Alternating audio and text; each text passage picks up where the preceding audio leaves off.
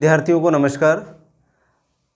हमारी इस प्रश्नावली की श्रृंखला में आज हम आगे बढ़ते हुए और आज जो हमारा प्रश्न होगा प्रश्न नंबर 4 का सेकंड प्रश्न पर मैं आज आपके बीच में इसको लेकर आज उपस्थित हूँ।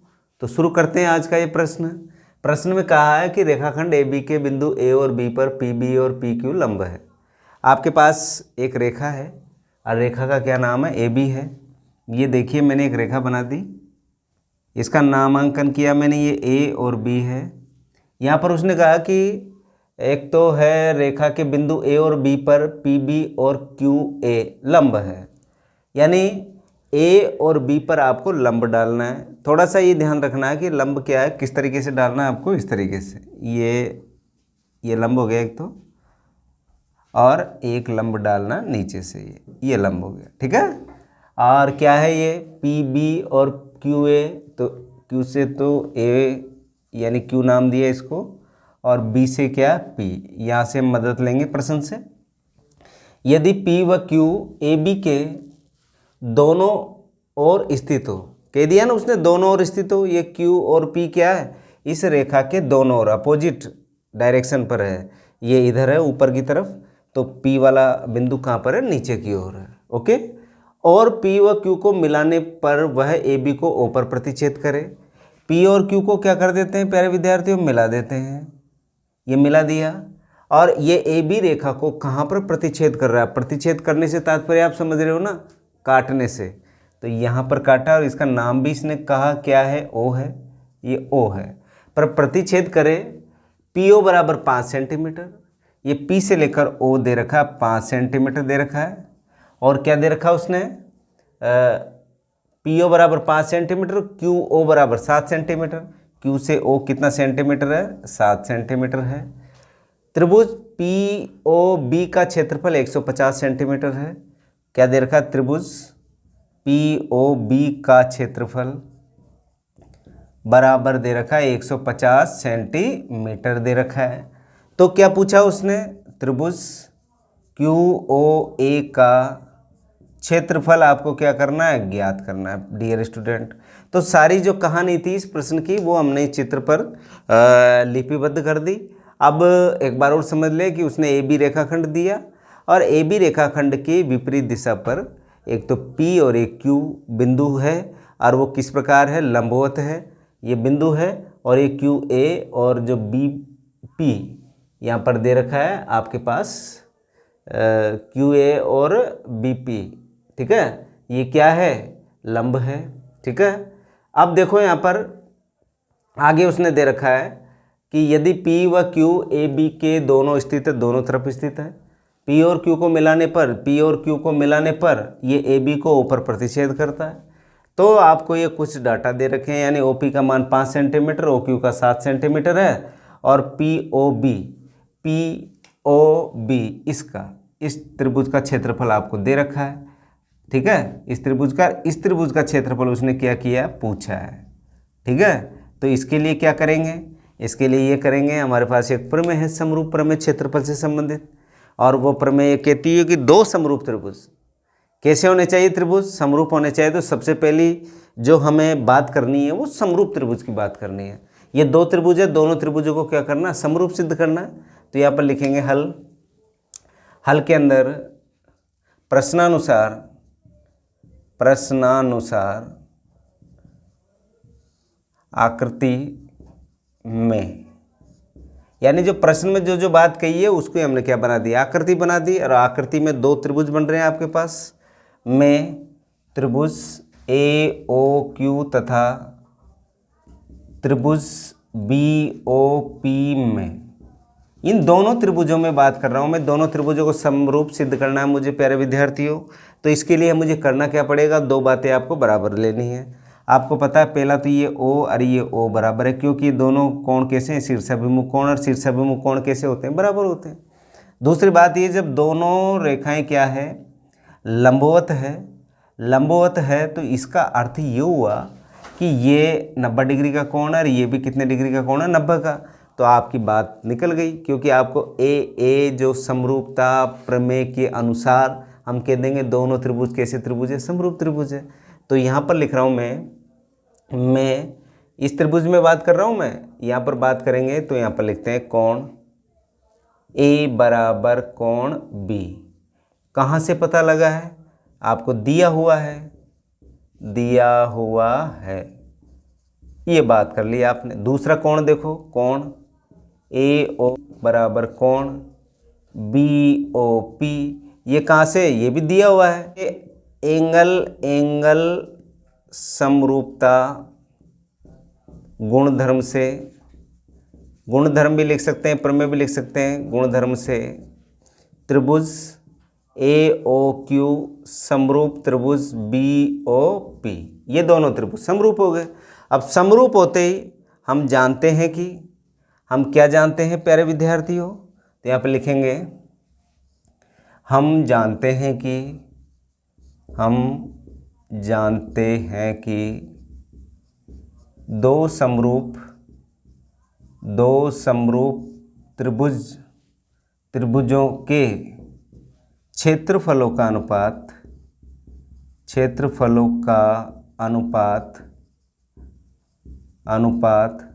इनकी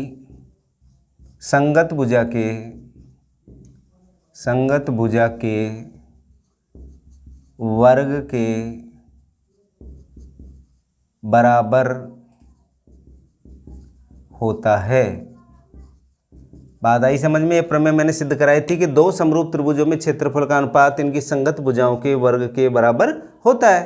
तो लिखते हैं यहाँ पर त्रिभुज ए क्यू ओ का क्षेत्रफल बटा त्रिभुज दूसरा कौन सा है? बी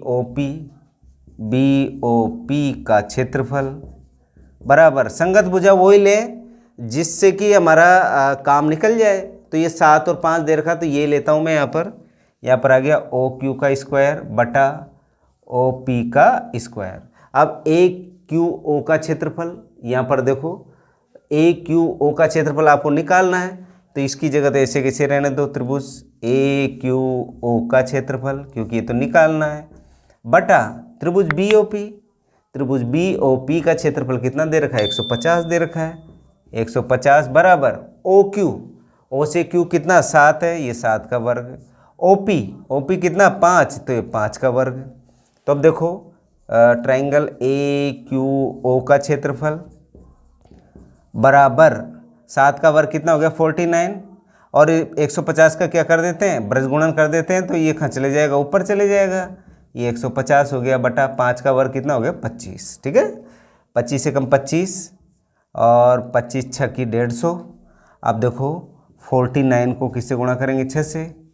अब देखो यहाँ से गुणा कर लेते हैं, 9 6 की 54 के 4, हासिल का 5, 6 चौका 24 और 5 29, और ये किस में है? वर्ग सेंटीमीटर। किसका मान निकाला आपने? ट्राइंगल ए क्यू ओ का क्षेत्रफल बराबर 294 वर्ग सेंटीमीटर। ये आपने यहाँ पर इसका उत्तर प्राप्त कर लिया। तो उत्तर प्राप्त करने के लिए आपने किया क्या? ये बात सबसे महत्वपूर्ण है, क्योंकि आपने इन दोनों ट्राइंगलों को क्या किया? समरूप सिद्ध किया। और दोनों ट्राइंगल समरूप जैसे ही सिद्ध होते हैं वैसे ही हम प्रमेय का उपयोग कर लेंगे। समरूपता वाली जो क्षेत्रफल से संबंधित जो प्रमेय थी, जो मैंने यहाँ पर लिखी है, आपको ये प्रमेय परीक्षा में दर्शानी है। अगर इस तरह का प्रश्न आता है, कई बच्चे क्या करते हैं? डायरेक्ट ही लिख देते हैं। आप डायरेक्ट नहीं, आप हर चीज़ को, हर प्रश्न की जो रिकमेंड है, जो प्रश्न चाह रहा है, उसको आपको बिल्कुल प्रदर्शित करनी, जिससे कि आपके नंबर पूरे के पूरे नंबर आएंगे, एक आधा नंबर भी, रत्ती भर भी नहीं कटेगा। अब बढ़ते हैं इसका प्रश्न नंबर तीसरा हो रहा है चौथे का, उस पर। चौथे का जो तीसरा प्रश्न है उस पर हम बात करेंगे। एक चित्र आपको दे रखा है, चित्र में आपको किसका मान निकालना है? एक्स का मान निकालना है ए बी और सी के पदों में। ठीक है, यहाँ पर आपको संख्या के रूप में नहीं दिया, आपको ए बी सी के पदों के रूप में दिया हुआ है। तो ये चित्र को देखते ही हमारे जहन में एक बात जरूर आती है कि जब भी इस तरह के प्रश्न हम करते हैं, भुजाओं के मान निकालते हैं, तो सबसे पहली कंडीशन ये बनती है कि जो आपके त्रिभुज दे रखे हैं, उन दोनों त्रिभुजों में क्या स्थापित करें हम? समरूपता का जो समरूप, हम दोनों त्रिभुजों को समरूप सिद्ध करना है। और जैसे ही समरूप सिद्ध हो जाएगा, तो वैसे ही हम हमारे जो कार्य है एक्स का मान निकालने का, वो हम भुजाओं के अनुपात के द्वारा हम इसको आसानी से निकाल लेंगे प्यारे विद्यार्थियों। तो शुरू करते हैं। यहाँ पर देखो हल में जो भी चित्र में दे रखा है उसका हम उपयोग करेंगे। तो प्रश्नानुसार आकृति में त्रिभुज लेते हैं दो। कौन कौन से हैं? एक तो त्रिभुज ABC और ये तो है D और ये क्या है E है। तो यहाँ पर एक तो त्रिभुज ये बन गया आपके पास, बना कि नहीं बना, और एक पूरा का पूरा बड़ा वाला ट्राइंगल है। तो यहाँ पर ले रहा हूँ मैं त्रिभुज BCD तथा त्रिभुज ACE में, इन दोनों त्रिभुजों में बात कर रहा हूँ मैं डियर स्टूडेंट। दोनों त्रिभुजों को क्या करना है? समरूप सिद्ध करना है। अब यहाँ पर देखो ये 50 का दे रखा है, ये भी 50 का है दे रखा है। यहाँ पर आपको चित्र में सारा काम रेडीमेड आपको यहाँ पर दे रखा है। इससे पता लग गया कि ये भुजा और ये भुजा क्या है? समांतर है, क्योंकि दोनों ही क्या 50-50 के हैं। 50-50 के कब होते हैं? जब संगत कोण, और संगत कोण कब बनते हैं? जब दोनों भुजाएं कैसी हो? समांतर हो। तो ये अब इतनी बात नहीं करनी हमको समांतर की, हमको तो रेडीमेड दे रखा है उसने 50 का, तो ये भी 50 का। तो पहला काम यहाँ पर हो गया कि कोण EAB या C लिख दो, EAC बराबर कोण DBC। कहाँ से पता है? ये बराबर है 50 डिग्री का। कहाँ से पता है? दिया हुआ है आपको सवाल में। पहली कंडीशन पूरी की। अब सेकंड पे बात करते हैं हम। सेकंड में देखो ये C वाला कोण छोटे वाले के साथ भी है, C वाला कोण बड़े के साथ भी उभयनिष्ठ है। तो यहाँ पर देखो कोण C बराबर कोण C, कारण लिख दो उभयनिष्ठ। हमने क्या लिख दिया यहाँ पर? उभयनिष्ठ लिख दिया। अब आपके पास एंगल समरूपता गुणधर्म से, गुणधर्म भी लिख सकते हैं, प्रमेय भी लिख सकते हैं, नियम भी लिख सकते हैं। ए समरूपता गुणधर्म से ये दोनों त्रिभुज कैसे त्रिभुज हो गए प्यारे विद्यार्थियों? BCD समरूप त्रिभुज ACE, ये समरूप हो गए। और समरूप होते ही हमको पता है जब दो त्रिभुज समरूप हो जाते हैं तो इनकी जो संगत भुजाओं का जो अनुपात होता है वो क्या होता है? बराबर होता है। तो यहाँ पर हम अतः अब क्या करते हैं? दोनों समरूप हो गए। समरूप हो गए तो इनकी संगत भुजाओं का अनुपात को क्या करते हैं? बराबर करते हैं। तो यहाँ पर आ गया संगत भुजाएं कौन सी? जैसे मैंने ली BC छोटे की, तो बड़े छोटे की BC है तो बड़े की हो गई AC हो गई। ठीक है, बराबर। अब चाहिए आपको ये और ये, तो छोटे की क्या है? BD है। तो सबसे पहले आप BD लिख लो। यहाँ पर लिख दिया मैंने BD। अब बड़े की देखो क्या है? EA है। अब जो मान दे रखे हैं वो लिख देते हैं यहाँ पर। BC, B से लेकर C का मान कितना? C है। AC, A से लेकर C का मान क्या है? B प्लस C, ये आ गया B प्लस C बराबर BD, B से लेकर D का मान कितना? X है। EA का मान कितना है? A है। ठीक है, ब्रज गुणन कर लेते हैं। तो देखो ये A तो C से गुणा हो जाएगा, तो X बराबर A को C से गुणा किया तो AC बटा B प्लस C। आपको किसका मान निकालना था? X का मान निकालना था, और X का मान आपने बड़ी आसानी से यहाँ पर निकाला। आपने किया क्या? आपको लग रहा है कि सर आप तो बार बार बिल्कुल एक ही जैसे सवाल कर रहे हो, समरूप ही समरूप कर रहे हो। अरे भाई, प्रश्नावली का नाम ही यही है, और प्रश्नावली में सारी की सारी बातें समरूपता से संबंधित ही है। तो यहाँ पर दो ट्राइंगल आपको मिल रहे हैं, दिख रहे हैं, उन दोनों को समरूप सिद्ध करते हैं। उनकी भुजाओं का जैसे ही अनुपात हम बिठाएंगे तो हमारा आंसर तो सीधा सीधा आ जाएगा। चाहे वो संख्या में दे, हो सकता है ये BCA, हो सकता है 3 सेंटीमीटर, 5 सेंटीमीटर, 10 सेंटीमीटर आपको दे दे, तो आपको घबराना नहीं है। यहाँ ABC की जगह क्या जो संख्याएं दे रखी है वो आपको उतारना है, और उतारने के बाद में बड़े आसानी से आप इस प्रश्न को हल कर लोगे। अब बोलो इसमें कहीं भी किसी भी प्रकार की कोई कठिनाई नहीं है। आपको लग रहा होगा कि हम बहुत सरलता से प्रश्नों को करते चले जा रहे हैं। क्यों कर रहे हैं? क्योंकि हमने प्रमेयों को बहुत अच्छे से समझ रखी है। अब क्योंकि हमको पता है दो समरूप त्रिभुज अगर होंगे तो उनकी संगत भुजाओं का अनुपात क्या होगा? बराबर होगा। तो ये इसका नियम का उपयोग हमने यहाँ इस प्रश्न में किया है प्यारे विद्यार्थियों। अब चलते हैं प्रश्न नंबर 5 की ओर। प्रश्न नंबर 5 में कहा है कि एक त्रिभुज ABC में कोण B बराबर 90 डिग्री हो। अब 90 डिग्री आ गया तो इसका मतलब हम समझ गए कि यहाँ पर बात बोधायन प्रमेय की भी हो सकती है। और भी समरूपता की तो होनी है। तो यहाँ पर दे रखा है कि जो त्रिभुज ABC है जिसका कोण B कितने डिग्री का, 90 डिग्री का है। तो हम क्या करते हैं, एक त्रिभुज बनाते हैं और ये जो B है सबसे पहला काम B का बनाओ, क्योंकि B कितने डिग्री का, 90 का। तो ये A, B और C, आपने एक ट्रायंगल बना दिया A, B और C, और इसमें आगे दे रखा है BD कर्ण, इस BD कर्ण AC पर लंब हो, यानी B से ये D है और ये AC पर क्या है, लंब। लंब का अर्थ कितने डिग्री का कोण हो गया, 90 का हो गया। ये भी 90 डिग्री का और ये भी 90 डिग्री का हो गया। तो सिद्ध कीजिए ADB समरूप त्रिभुज BDC। तो देखिए यहाँ पर आपको सिद्ध करना है, जो सबसे पहले दिया हुआ उसको लिखेंगे। यहाँ पर लिखा दिया हुआ है, क्या दिया हुआ है, आप कहेंगे सर एक त्रिभुज ABC जिसमें कोण B बराबर कितना डिग्री, 90 डिग्री। ठीक है, ये पहली बात। और BD लंबवत है किस पर, AC पर। ये लिख दिया मैंने, BD लंबवत किस पर है, AC पर है। अब नंबर 2 पे चलते हैं, क्योंकि जो दिया हुआ वो लिख दिया। नंबर 2 आता है सिद्ध करने का। सिद्ध करना है, सिद्ध क्या करना है डियर स्टूडेंट, आपको दिया हुआ है यहाँ पर, ये बात आपको सिद्ध करनी है। तो ये आ गया त्रिभुज ADB समरूप त्रिभुज BDC, ये आपको सिद्ध करना है। यानी ADB, ये जो ADB यानी ऊपर वाला जो ये ट्रायंगल है ये वाला, और BDC ये नीचे वाला जो ट्रायंगल है ये वाला, इन दोनों ट्रायंगलों को क्या करना है, समरूप सिद्ध करना है। अब समरूप सिद्ध करने के लिए देखो, हमें एक बात का तो यहाँ पर सीधा सीधा पता है कि 90 का, ये भी 90 का। लेकिन दूसरा हम ये नहीं कह सकते कि ये कोण और ये कोण बराबर है, या ये कोण और ये कोण बराबर है। तो उसके लिए आपको क्या करना पड़ेगा, कुछ आपको संबंध स्थापित करने पड़ेंगे। तो यहाँ पर देखो नंबर 3 पर आ गई उपपत्ति के अंदर हम बात करते हैं यहाँ से। अब सवाल को यहाँ से हल करना हम प्रारंभ करते हैं। सबसे पहले त्रिभुज ABC में देखते हैं। त्रिभुज ABC में, त्रिभुज ABC का अर्थ बड़े वाले त्रिभुज में। बड़े वाले त्रिभुज में दो कोणों का जोड़ क्या है, 90 के बराबर है। किस किस के, ये कोण A और कोण C दोनों का जोड़ कितना, 90 है, क्योंकि ये अकेला 90 का आना। और त्रिभुज के तीनों कोणों का जोड़ कितना होता है, 180 होता है।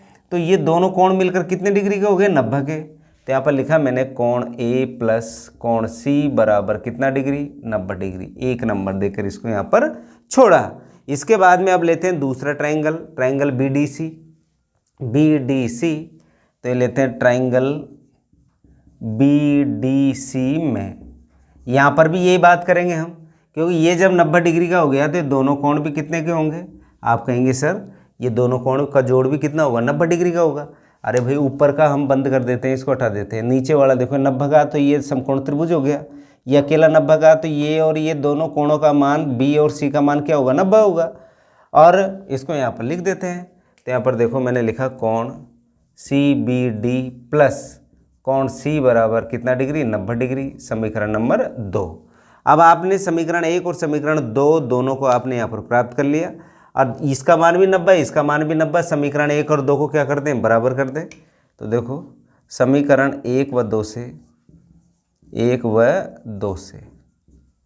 ये कोण A प्लस कोण C बराबर कोण CBD प्लस कोण C। कोण C से कोण C कट गया। कोण A बराबर कोण CBD, ये आपने निकाल लिया।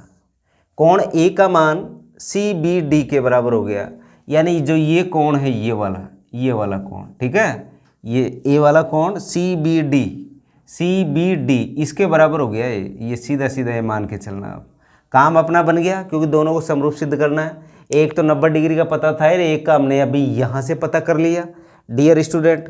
तो जब यहाँ से हमने यहाँ पर पता किया, तो पता करने पर अब हम उपयोग कर लेते हैं इसका।